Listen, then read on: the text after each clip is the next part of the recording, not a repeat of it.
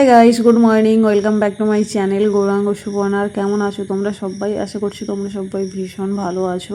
আর আজকের আমাদের এখানের ওয়েদারটা জাস্ট এরকম। তো আজকে নয়, বেশ কয়েকদিন ধরে একদম মুষলধারাতে বৃষ্টি হচ্ছে।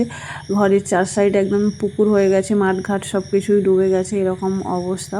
তো বৃষ্টির দিনে খিচুড়ি খেতে কিন্তু ভীষণই ভালো লাগে। আর আমি কিন্তু মূলত বাবুর জন্যই খিচুড়িটা ব্রেকফাস্টে বানাবো, আর তার সঙ্গে আমি একটু বেশি করেই বানাচ্ছি যাতে আমারও ব্রেকফাস্টটা হয়ে যায়। আমারও কিন্তু খিচুড়ি খেতে ভীষণ ভালো লাগে। আর এখানে 3 রকমের শাক নিয়েছি, হেলেঞ্চা শাক, কলমি শাক, আর নিয়েছি শ্বেতফুলকা। হেলেঞ্চা শাকটা যেহেতু একটু তেতো, তো তার জন্য একদম কম নিয়েছি।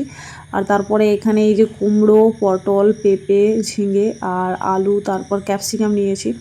আর এখানে এই যে চাল আর ডাল ধুয়ে রেখেছি। আর আমি কিভাবে খিচুড়িটা বানাই, তো আজকে রেসিপিটা তোমাদের সঙ্গে আমি শেয়ার করব। আর যেহেতু বাবুর জন্যই বানাবো, একদম সিম্পল বানাবো আর ঝাল ছাড়া। তো একটু ঝাল ঝাল হলে বেশ ভালো লাগে, কিন্তু যেহেতু বাবু হবে তো তার জন্য আমি ঝালটা দিতে পারছি না।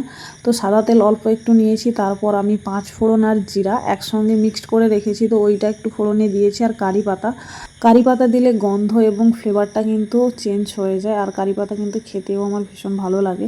তো তারপর দেখো এই যে সবজিটা দিয়েছিলাম, একটু নাড়াচাড়া করে নিয়েছি 2-3 মিনিট, তারপর আমি লবণটা দিয়ে দিলাম। তো ভালোভাবে আমি কিন্তু প্রথমে সবজিগুলো একটু কষিয়ে নেব। আর এই যে এখন হলুদ দিয়ে দিয়েছি। দেখো আমার কিন্তু এই যে সবজিটা মোটামুটি ভালোভাবেই কষানো হয়ে গেছে, 70 to 80% সবজিগুলো সেদ্ধও হয়ে গেছে। আর এই অবস্থাতে আমি এখন শাকটা দিয়ে দিচ্ছি, আর শাকটা দিয়ে একটু ভালোভাবে নাড়াচাড়া করে নেব।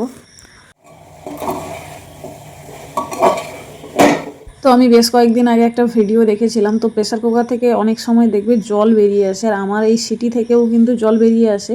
আর এরকম সিটিতে আর সিটির ওই যে ছিদ্রটা, ওখানে একটু তেল দিয়ে দিলে কিন্তু বেরোয় না জল। আর এটা আমার মা বলেছিল। আর এরকম খাবারের ওপরে একটু তেল যদি দিয়ে দেওয়া হয় তো একদম টোটালি কোনো জল বেরোয় না। আমি এটা একটা ভিডিওতে দেখেছিলাম, আর এটা কিন্তু সত্যিই কার্যকরী হয়েছে।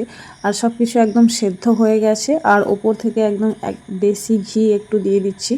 আর ঘি কিন্তু বাচ্চাদের দেওয়া ভীষণ ভালো, ব্রেনের জন্য খুবই উপকারী। তো বাবু যখন 1 বছর বয়স হয়ে গিয়েছিলো, তারপর থেকে আমি অল্প অল্প করে ওকে কিন্তু ঘি খাওয়ানো অভ্যাস করিয়েছি, ও কিন্তু খেয়েও নেয়। আর খিচুড়িটা কিন্তু জাস্ট অসম হয়েছিল, সত্যি খুব ভালো হয়েছিল খেতে।